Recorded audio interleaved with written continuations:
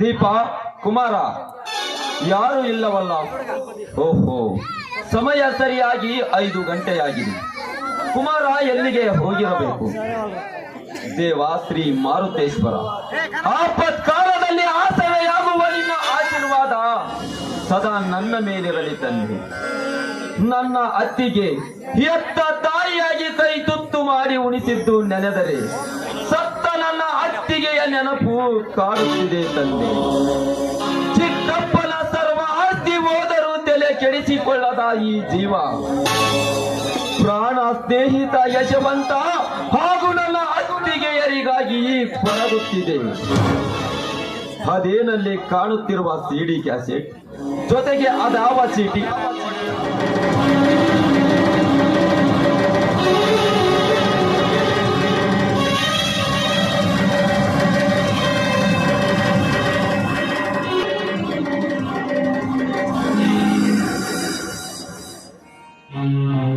ಇದು ನಿನ್ನ ಮಾವ ಯಶವಂತನ ಕೊಲೆ ಮಾಡಿದ ಸಿಡಿ ಕ್ಯಾಸೆಟ್.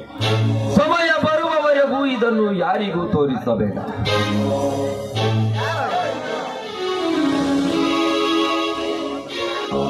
ಇದುವೇ ಸತ್ಯವಾದರೆ ನನ್ನ ಸ್ನೇಹಿತನನ್ನು ಕೊಂದ ಕೊಲೆಗಾರನನ್ನು ಕೊಲೆ ಮಾಡದೆ ಬಿಡಲಾರೆ. ಚಿಕ್ಕಪ್ಪ, ನಾನು ಹೇಳೋರಿಗೂ ಆ ಕ್ಯಾಸೆಟ್ ನೀನು ನೋಡುವಂತಿಲ್ಲ. ಇದರ ವಿಷಯ ನಿನಗೆ ಹೇಗೆ ಗೊತ್ತು ಕುಮಾರ? ಅದನ್ನು ಗೊತ್ತುಪಡಿಸಿಕೊಳ್ಳೋದೇ ಈ ಮಾನವನ ಜಾಣತನ. ಕುಮಾರ ಅಂತ ಜಾಣ ಮರಿಯಪ್ಪ ನೀನಾಡುವ ಒಂದೊಂದು ನುಡಿ ಕೇಳಿದರೆ ಹಡೆದ ಒಡಲಿಗೆ ಶಾಂತಿ ಸಿಗುತ್ತದೆ. ಬಾ ಕುಮಾರ, ನಿನ್ನ ಮಾತನ್ನೇ ಕೇಳುತ್ತೇನೆ. ಈ ಸಂತೋಷದ ಸಮಯದಲ್ಲಿ ನಮ್ಮೊಂದಿಗೆ ಕೂಡಿ ಆಡುವ.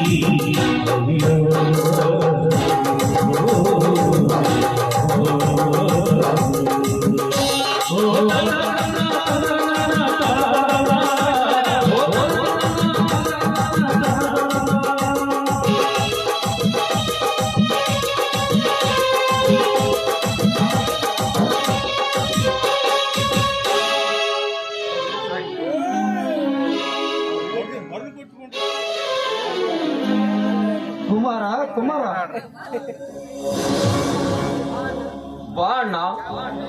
ಯಾಕಣ್ಣ ಎಂದು ಕಾಣದ ನಿನ್ನಲ್ಲಿ ಇಂದೇಕೆ ಕಣ್ಣೀರು ಬರುತ್ತಿದೆ?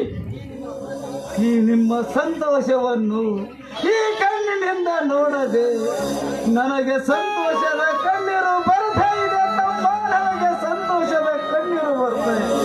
ಅಣ್ಣ, ನೀನು ಹೀಗೆ ಸದಾ ನಗುತ್ತಾ ಇದ್ದರೆ ಅಷ್ಟೇ ಸಾಕಣ್ಣ. ಬರುವ ಎಲ್ಲ ಕಷ್ಟಗಳನ್ನು ನಾನು ಎದುರಿಸುತ್ತೇನೆ. ಹೌದು ಮಾವ, ಇನ್ನು ಮುಂದೆ ಈ ಕುಮಾರನ ಭಾರ ನಮಗಿರಲಿ. ಇವನನ್ನು ಹೆತ್ತ ತಾಯಿಯಾಗಿ ನಾನು ಬೆಳೆಸ್ತೀನಿ ಮಾವ. ಇಷ್ಟೆಲ್ಲ ಸಂಪತ್ತು ಸೌಭಾಗ್ಯದ ತುಂಬಿದ ಈ ಮನೆಯಲ್ಲಿ ನಾನು ಪಾಪಿ ತಮ್ಮ. ನಾನೊಂದು ತಪ್ಪು ಮಾಡಿದ್ದೇನೆ, ಕ್ಷಮಿಸಿಬಿಡಿ ನನ್ನನ್ನು. ಅಣ್ಣ, ಎಂದು ತಪ್ಪು ಮಾಡದ ನೀನು ಇಂದು ತಪ್ಪು ಮಾಡಿರುವೆಯ? ಅದೇನಂತ ಹೇಳಣ್ಣ. ಶ್ರೀ ಮಾರುತೇಶ್ವರನ ಸಾಕ್ಷಿಯಾಗಿ ಅದನ್ನು ನಾನು ಹೊತ್ತು ನಿನ್ನ ಭಾರ ಕೆಳಗಿಳಿಸುತ್ತೇನೆ. ಮೋಹದ ಮಾರ್ಜಲಕ್ಕೆ ಸಿಲುಕಿ ಮೋಸದ ಕೀಳಾಗಿ ಮತ್ತೊಂದು ಮದುವೆ ಮಾಡಿಕೊಂಡು ಬಂದೆನಪ್ಪ.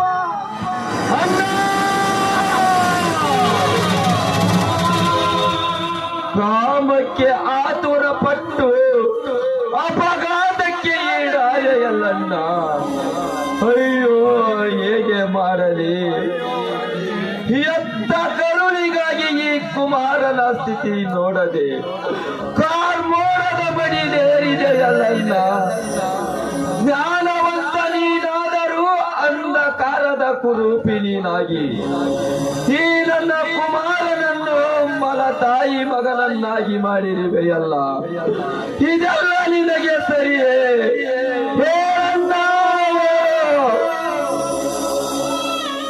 ಇರಲಿ ಬಿಡು ಚಿಕ್ಕಪ್ಪ, ಪ್ರಾರಬ್ಧ ಕರ್ಮವೇ ನಮ್ಮ ಯಗಲೇರಿಗ ಗಳಿಸಿ ನಗುತ್ತಿರುವಾಗ ಅದನ್ನು ತಪ್ಪಿಸಲು ನಮ್ಮಿಂದ ಸಾಧ್ಯವಾದೀತೆ?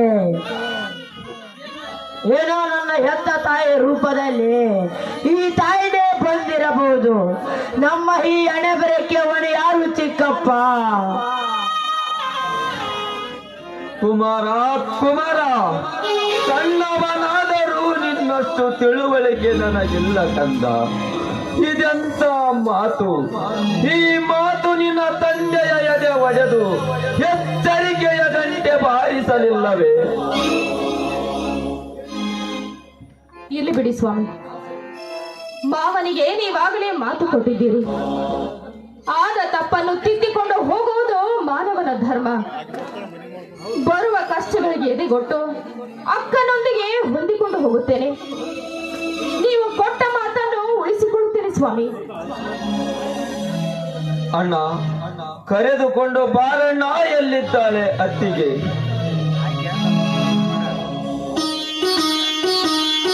ಕುಮಾರ, ತಂದೆಯಾದವರು 4 ಮಂದಿ ಒಳಗೆ ಇರದೆ ಬಂದಿಯಾದರೆ ಎಲ್ಲ ಜೀವ ಒಂದಾದಿತೆ.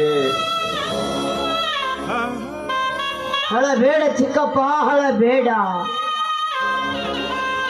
ಮಲತಾಯಿ ಎಂಬ ಮಮತೆಯಲ್ಲಿ ಮೆಲಿದಾಡಿ ಒಲವಿನ ಕಂದನಾಗಿ ಸರ್ವ ಕಾರ್ಯವು ಸರ್ವದ ಎಂಬಂತೆ ಎಲ್ಲ ಸರ್ವ ಕಾರ್ಯವನ್ನು ಕಾರ್ಯಗತಗೊಳಿಸಿ ನಿಮ್ಮ ಮನೆ ಕೀರ್ತಿ ತರುತ್ತೀನಪ್ಪ. ಚಿಕ್ಕಪ್ಪನೆಂಬ ಬಲ ಭೀಮನ ಹೆಸರು ಕೊಡತೀನಿ, ಹೇಳಬೇಡ. ಕುಮಾರ, ನಿನ್ನಂಥ ಮಗನನ್ನು ಪಡೆಯುವ ಭಾಗ್ಯ ನನಗಿಲ್ಲವಪ್ಪ. ನನ್ನ ಪಡೆದ ಮಗನಾಗಿ ನನ್ನ ಉಡಲಲ್ಲಿ ಸದಾ ನಗು ನಗುತ್ತಾ ಇರು ಕಂದ, ಸದಾ ನಗು ನಗುತ್ತಾ ಇರು. ಹಾ ದೀಪ, ಅತ್ತಿಗೆ ಬಂದಳು. ಆರತಿ ಮಾಡಿ ಒಳಗೆ ಕರೆದುಕೋ. ಆಗಲಿ ಸ್ವಾಮಿ.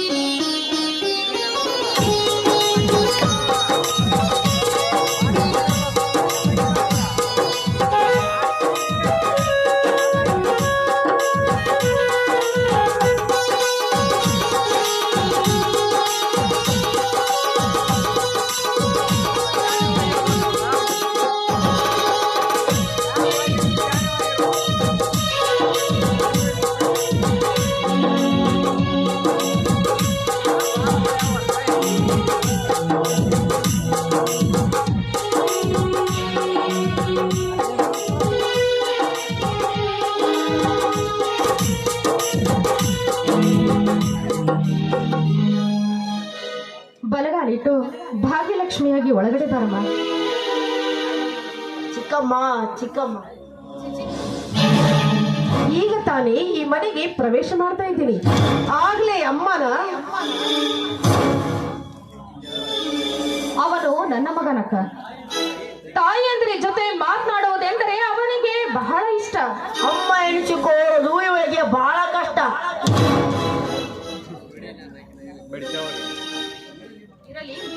ಮೊದಲು ದೇವರ ದರ್ಶನಕ್ಕೆ ಹೋಗೋಣ, ನಡೀರಿ. ಹೌದು, ಇವರೆಲ್ಲ